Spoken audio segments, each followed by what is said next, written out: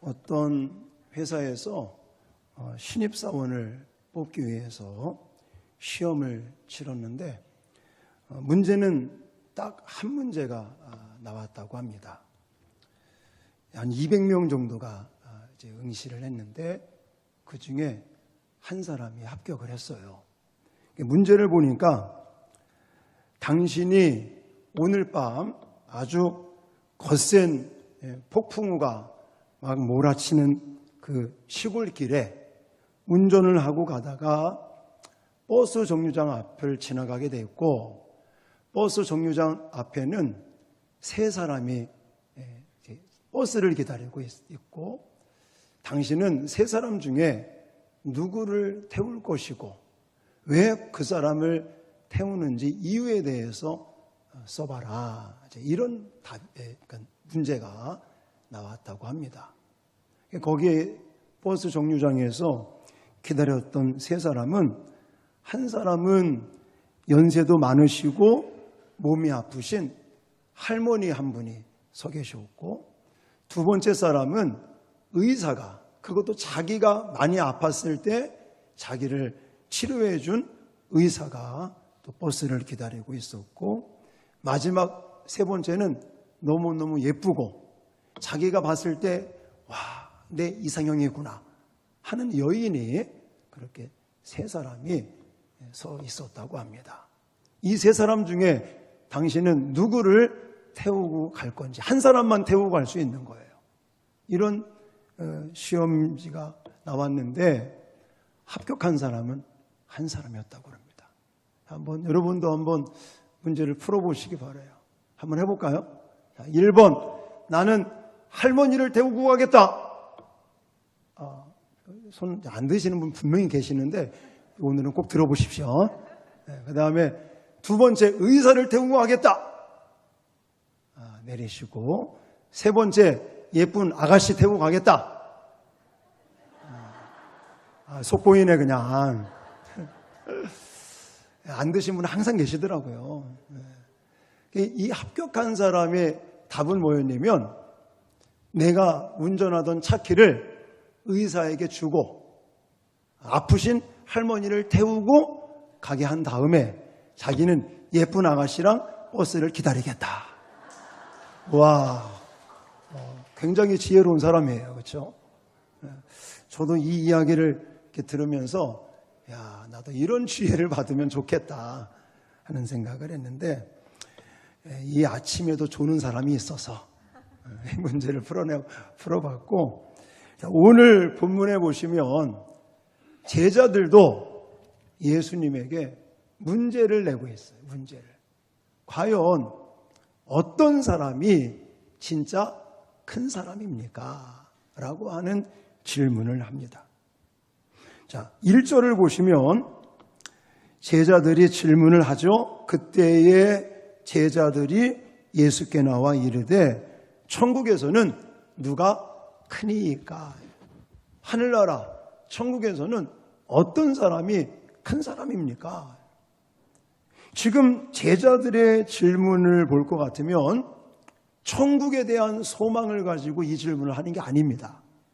예수님께서 이제 이 어떤 정치적인 독립을 하면, 지금 이스라엘은 로마 제국의 식민지로 살아가고 있는데 예수가 유대인의 왕으로 왔다고 그러고, 이분이 이제 정치적인 독립을 이루어서 새로운 나라, 그분 하늘나라 천국이라고 말하는데, 이 천국 하늘나라를 정치적인 나라로 생각을 하는 거예요. 그래서 이제 새로 임하게 될 하나님의 나라에서 누가 큰 자가 될 거냐, 이것은 사실 누가, 어떤 제자가 높은 자리에 앉을 거냐, 이런 질문이 되겠죠. 근데 사실 예수님께서 말씀하시는 하나님의 나라는 정치적인 나라를 가리키는 게 아니었습니다. 예수님은 지금 계속해서 십자가의 길을 향해 가고 있고, 하나님의 나라, 진정한 이 영적인 구원을 이룰 수 있는 하나님의 나라의 원리와 질서와 법칙에 대해서 말씀을 하고 계십니다. 그래서 누가 큰 자인가 라고 하는 이 질문은, 제자들의 질문은 인간적이고 그리고 정치적인 이런 가치관으로서 누가 권력을 줄 것이냐, 누가 명예를 얻을 것이냐라고 하는 이런 질문인데, 예수님은 답변을 하실 때 그런 인간적인 답변, 세상의 권력적인 답변을 하시는 것이 아니라 진짜 하늘나라에서의 진정한 큰 사람은 누군가라고 하는 말씀을 하고 계십니다. 자, 그렇다면 예수님께서 말씀하시는 진짜 큰 사람, 진정 위대한 사람은 누군가? 일반적으로 세상적으로 이성적으로 생각할 때는 어떤 사람이 높은 사람이고 어떤 사람이 큰 사람입니까?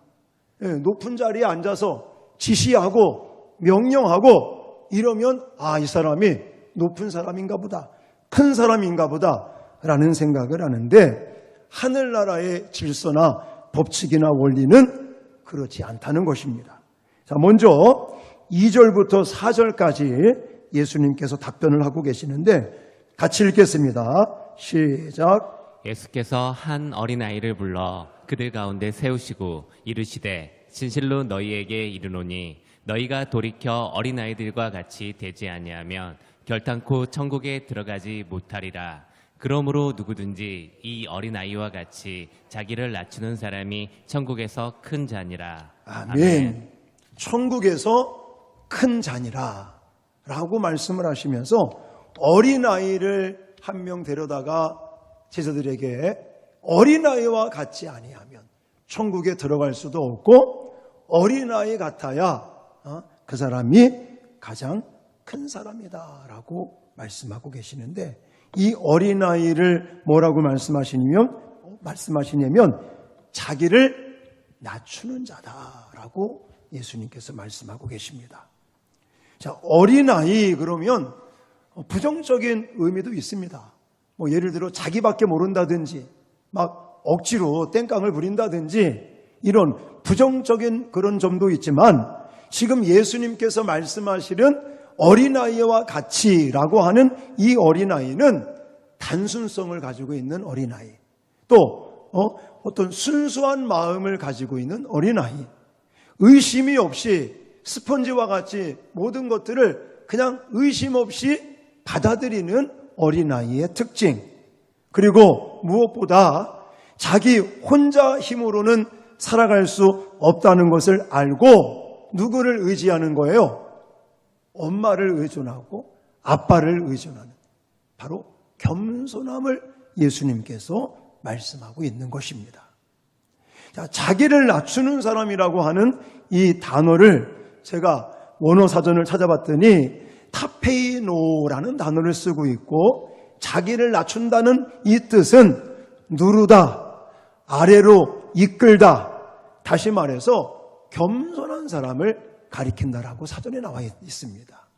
그러니까 천국은 어린아이와 같은 믿음, 어린아이와 같이 낮고 겸손한 사람들이 들어갈 수 있을 뿐만이 아니라, 천국에서는, 하늘나라에서는 진짜 큰 사람은 바로 어린아이와 같이 순수성을 가지고 자신을 낮추고 겸손한 사람이 높은 사람이 된다라고 성경은 말씀하고 계시는 것입니다.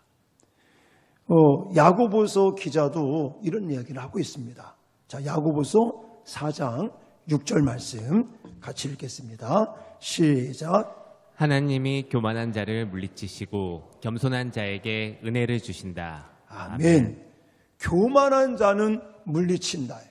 그리고 교만의 반대, 겸손한 자를 하나님은 은혜를 주신다. 그리고 낮은 자를 하나님께서는 높이신다라고까지, 야고보서 4장 10절에 가보니까 주 앞에서 낮추라, 그리하면 주께서 너희를 어떻게 한다? 높이시리라 라고 성경은 말하고 있습니다. 그리고 예수님께서 제자들을 가르치시면서 마가복음 9장 35절에도 가보면 누구든지 첫째가 되고자 하면 무사람의 끝이 되며 무사람을 섬기는 자가 되어야 하리라 라고 말하고 있습니다.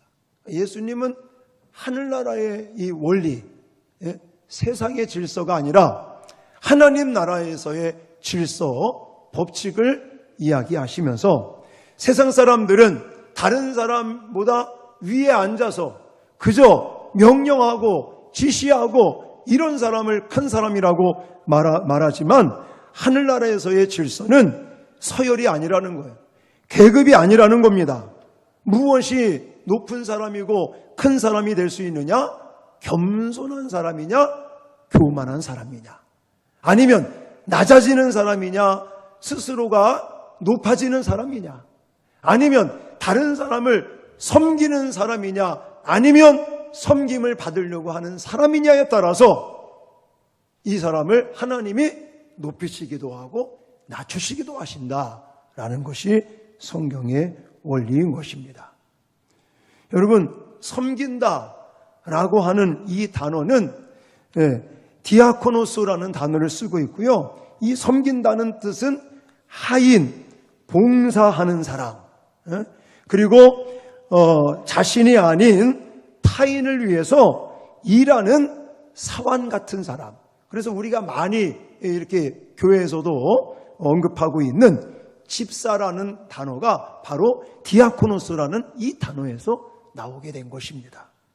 사랑하는 성도 여러분, 하늘나라에서 큰 사람, 진짜 큰 사람, 높은 사람은 세상에서 말하는 것처럼 높은 자리에서 명령하고 지시하고 어떤 권력을 행사하는 사람이 아니라 낮은 자리에서 섬기며 또한 겸손한 사람을 하나님이 높이셔서 그 사람이 크게 된다는 사실을 꼭 기억하시기 바랍니다. 그래서 성경은 잠언서 16장 18절에도 교만은 패망의 선봉이요 거만한 마음은 넘어짐의 앞잡이니라 라고까지 말씀하고 계십니다. 그러니까 낮아지고 겸손해지고 섬기면요 우리 마음이 편안해집니다. 행복이 찾아옵니다. 근데 자꾸만 반대를 하려고 그러면 자꾸만 내가 높아지려고 그러고 내 스스로가 자꾸만 교만에 빠져서 교만하다는 건 다른 게 아니에요. 내 스스로가 열심히 하고 노력하면 모든 것을 다 내 힘으로 할 수 있다고 하는 것이 교만입니다. 물론 인간이 노력해서 할 수 있는 것도 있지만 인간은 한계성을 가지고 있지 않습니까?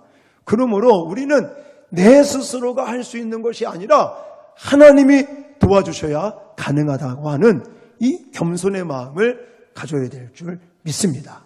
그러면서 내가 자꾸만 섬기려고 하면 내 마음도 편안해지고 행복이 찾아오고 내 주변 사람들도 행복해지고 편안해진다는 사실을 꼭 기억하시길 바랍니다.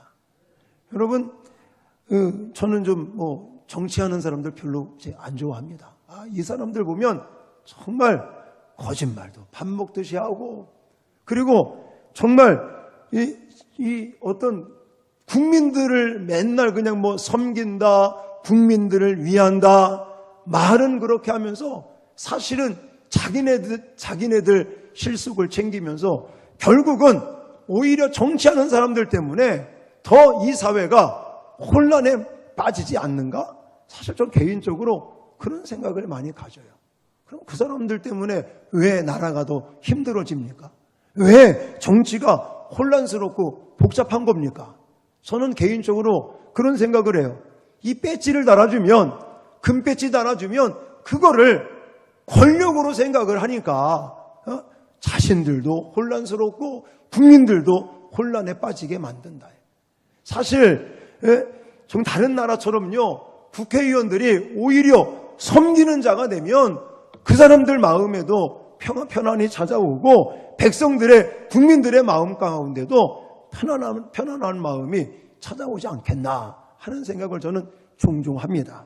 그래서 이 권력의 갈등에 빠지면 결국은 본인도 이제는 마음이 정말 혼란스럽고 다른 사람들까지도 혼란스럽게 만드는 것을 볼 수가 있는데 이게 정치인만 그런 게 아니더라고요.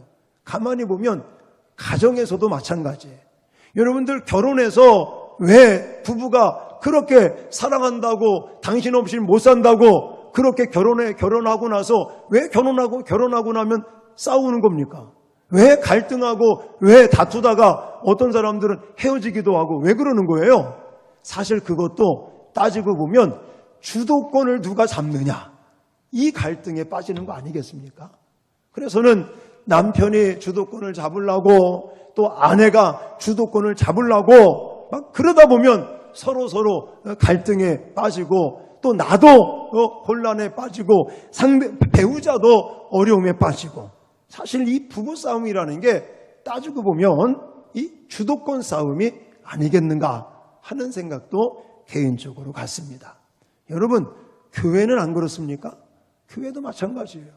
저는 감사하게 우리 교회가 2주 전에 이 20주년을 이제 기념해서 우리 또 안수 집사님들 4분을 세우고 권사님들 9분을 세우고 일꾼들을 세우고 하면서 참 제가 얼마나 감사했는지 하나님께서 꾸준하게 교회를 성장시켜 주시고 은혜를 주시면서 교회가 한 걸음 한 걸음 이렇게 성장해 나가고 있는데 어떤 교회 가면요 막 서로 막 못 잡아먹어 싸우고 갈등하고 뭐 목사파가 있고 장로파가 있고 뭐 서로 막 그렇게 힘들어하는 이런 일들이 막 벌어지는 걸 볼 수가 있는데 사실 그게 무엇 때문에 그러겠어요?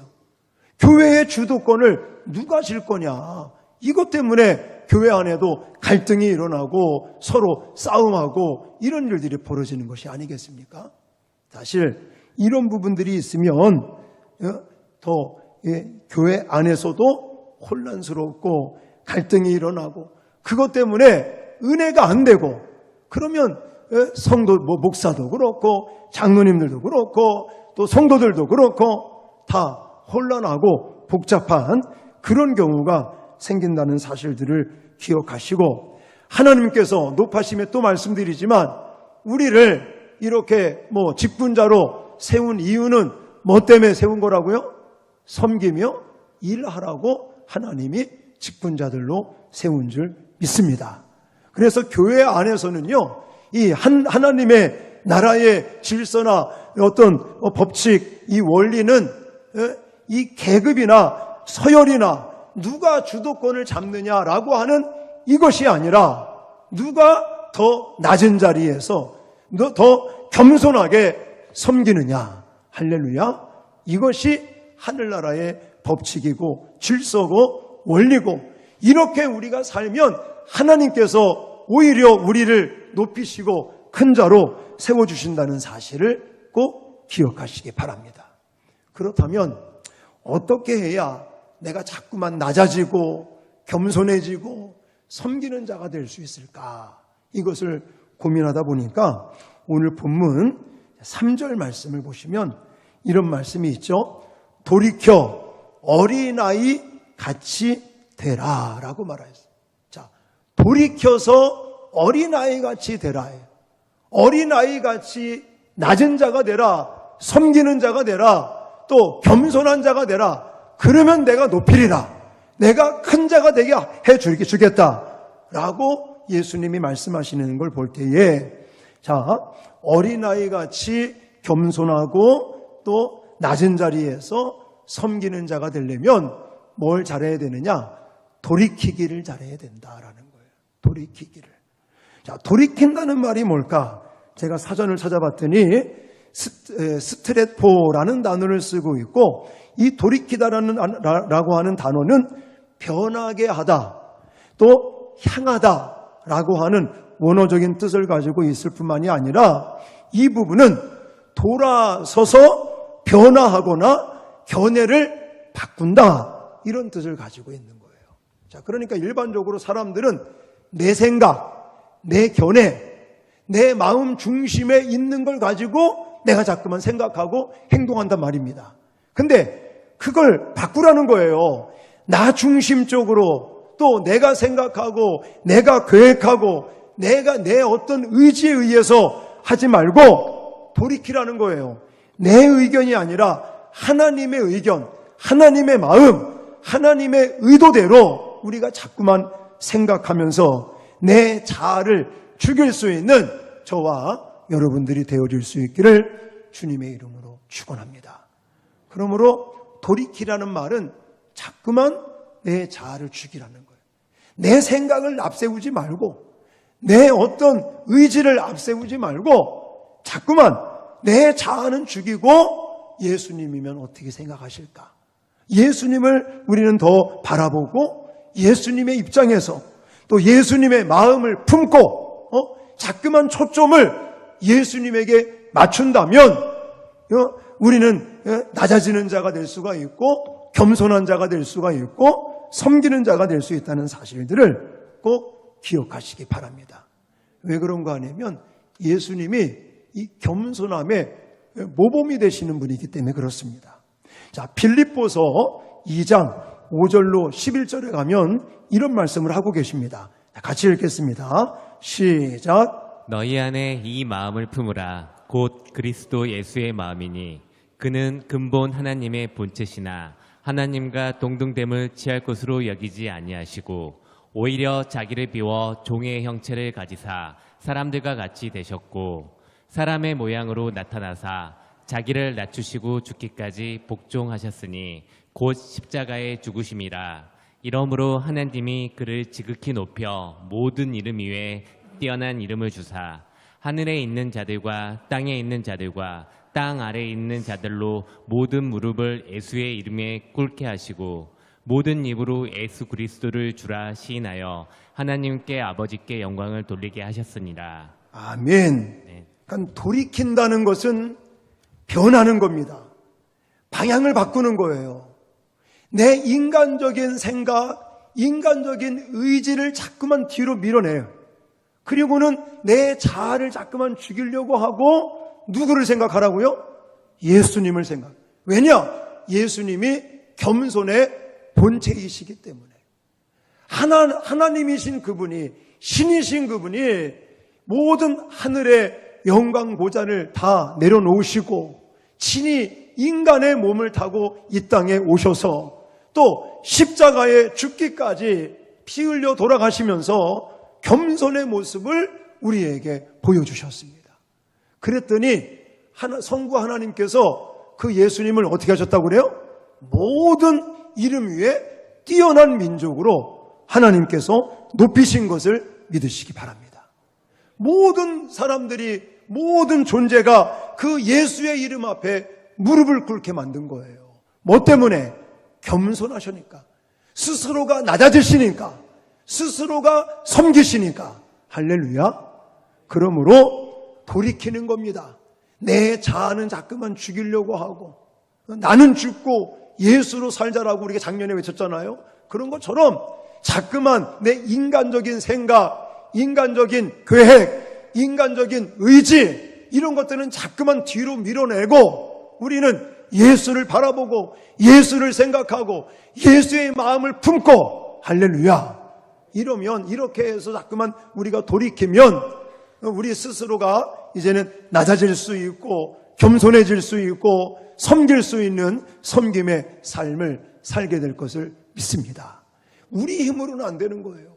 예수님을 바라보고 예수님의 마음을 품고 그리고 예수님을 쫓아 예수님처럼 생각하고 말하고 살아내려고 몸부림치시면 우리는 예수님 따라서 낮은 자가 되고 겸손한 자가 되고 섬기는 자가 되면 하나님께서 우리를 높은 자로 큰 자로 세워준다는 사실을 믿으시기 바랍니다.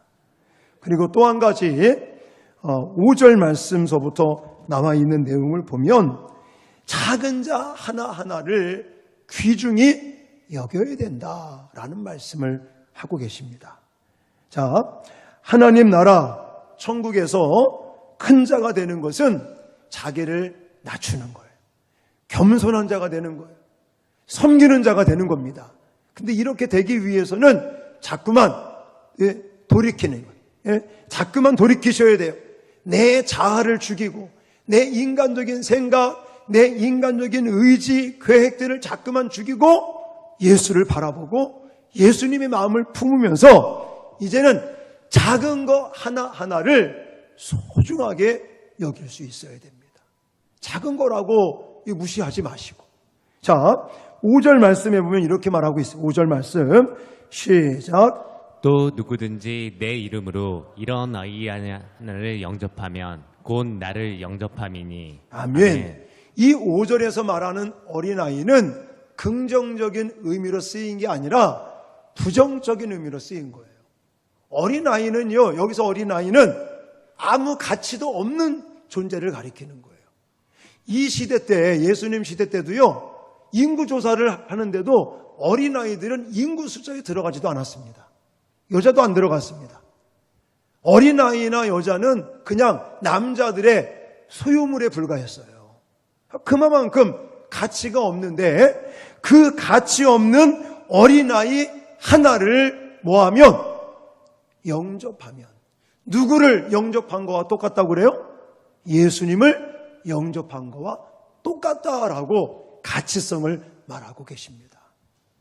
세상에서는 무시당하고 세상에서는 그냥 천시당하고 그러는 어린아이 한 명, 또 그 아무런 내세울 거 없는 정말 보잘것없는 그런 한 사람 한 사람이라고 할지라도 그 작은 한 사람, 그 사람을 귀히 여기고 예수님을 영접하는 마음으로 그 어린아이 하나를 영접하면 예수님께서 그 사람을, 예수님을 영접한 거와 똑같다라고 취급을 하신다고 말하고 계십니다. 자, 6절 말씀도 가보세요. 6절. 이렇게 말하고 6절 시작. 누구든지 나를 믿는 이 작은 자 중 하나를 실족하게 하면 차라리 연자맷돌이 그 목에 달려서 깊은 바다에 빠뜨려지는 것이 나으니라. 아멘. 이 부분은요, 그 작은 자 한 사람, 어린아이, 아무런 가치가 없는 어린아이 그 하나라도 만약에 실족하게 한다면 그것이 얼마나 큰 죄인가를 말씀하고 계시는 거예요. 여러분, 실족하게 한다, 이 뜻을 스캔달리조라는 단어를 쓰고 있고 사전에 가보면 걸리게 하다, 감정을 상하게 하다, 죄를 짓게 하다라고 하는 원어적인 뜻을 가지고 있어요. 그러므로 실족하게 한다는 말은 무슨 뜻이냐면 다른 사람으로 하여금 불신과 회의에 빠지게 하여 믿음을 잃고 넘어지게 하는 것이다 라고 말하는 것입니다. 한 사람이 내가 다른 사람을 실족하게 하면 이거만치 큰 죄가 없다는 거예요. 우리가 다른 사람을 실족하지 않게 하기 위해서는 비록 세상 사람들은 괄시하고 천대시하고 무시하고 그럴지라도 우리는 작은 거 하나, 작은 사람이라고 할지라도 우리는 그것을 소중하게 여길 때 거기에 하나님의 은혜가 넘치고 복이 임할 것을 믿으시기 바랍니다. 여러분 들으신 분도 계시겠지만 책을 읽다 보니까 참 의미 있는 이야기가 있어요. 어떤 흑인이 일을 하러 다른 지역으로 갔다가 주일이 돼서 교회 예배드리러 갔습니다. 주일이 됐다고 목욕도 하고 깨끗한 옷을 입고 그렇게 해서 주일이라 교회를 간다고 갔는데 이 흑인이 교회를 들어가려고 그랬더니 못 들어가게 하는 거예요. 이유는 뭐냐면 흑인이라고. 당신 흑인이라 예배실에 들어갈 수 없습니다. 얼마나 서럽습니까? 너무너무 슬프고 너무너무 정말 황당해서 교회 마당에서 정말 좀 슬픈 마음으로 하나님께 막 기도를 하는데 누군가가 옆에 좀 거룩하게 막 생기신 분이 앉더라는 거예요. 그러면서 한 사람이 앉으니까 자기 좀 슬프고 답답한 마음을 토로했겠죠. 이렇게 해서 내가 오늘 주일이라 교회 들어갈라, 예배를 드리러 교회 들어가려고 그랬더니 흑인이라는 이유 때문에 내가 이 교회를 좀 못 들어가고 예배도 못 드리고 있다고 너무너무 좀 슬프고 화난다고 막 그랬더니 그 거룩하게 생기신 분이 옆에서 앉아가지고 그 얘기를 듣다가 이복에나 나도 저 교회를 한 번도 못 들어갔네. 그게 누구냐면 예수님이래, 예수님이. 여러분, 이게 뭐 우스운 얘기일 수도 있지만 굉장히 의미가 있는 거예요. 우리가 일상생활 속에 접하는 사람들, 한 사람 한 사람, 또 이게 큰 사람이건 작은 사람이건, 또 세상에서 뭐 있는 사람이건 없는 사람이건 그런 것을 구분할 게 아니라 우리는 하나님의 창조자로서 하나님의 지음받은 한 사람 한 사람 하나의 피조물들을 우리가 작은 것일지라도 소중하게 여기고 귀중하게 여기는 그런 자가 될 때 그곳에 하나님이 임하시고 하나님이 복을 주시고 하나님께서 은혜 주신다는 사실을 꼭 기억하시기를 바랍니다. 그래서 오늘 예수님의 제자들이 예수님에게 진짜 큰 사람이 누군지, 누가 큰 사람인지 라고 하는 이 질문을 했을 때 물론 제자들은 세상적인 가치관을 가지고 누가 높은 자리에 앉을 것이냐, 누가 큰 사람이 될 것이냐라고 하는 이런 개념으로 질문을 했지만 예수님은 하늘나라의 이 질서, 하나님 나라의 원리를 가지고 두 가지를 강조했다는 것을 기억하십시오. 첫 번째는 누가 큰 사람이라고요? 낮아지고 겸손해지고 섬기는 자를 하나님께서는 높은 자로 큰 자로 세워주신다는 사실을 기억하시고 어떻게 해야 우리가 낮아지고 겸손해지고 섬기는 자가 될 수 있다고요? 자꾸 돌이키라고 그래요. 돌이키라고. 내 생각, 내 의견, 내 계획을 앞세우는 것들을 이제는 내 생각이 아니라 예수님의 생각으로 또 예수님의 마음을 품고 예수님을 생각하고 예수님처럼 살아내려고 몸부림칠 때 우리는 예수님 따라 낮아지고 겸손하고 섬기는 자가 될 것을 믿습니다. 그럴 때 하나님이 우리를 높이시고 큰 자로 세워주신다는 것. 그리고 한 가지 더, 어떤 사람을 하나님은 큰 사람이다, 높은 사람이다 말하고 계시다고요? 작은 한 사람 한 사람 소중하게 여기고 귀중하게 여기고 대할 때 그곳에 하나님이 임재하시고 하나님께서 복을 주시고 또 그렇게 대하는 사람들을 존귀한 자로, 높은 자로, 큰 자로 세우신다는 사실들을 꼭 기억하시기를 바랍니다.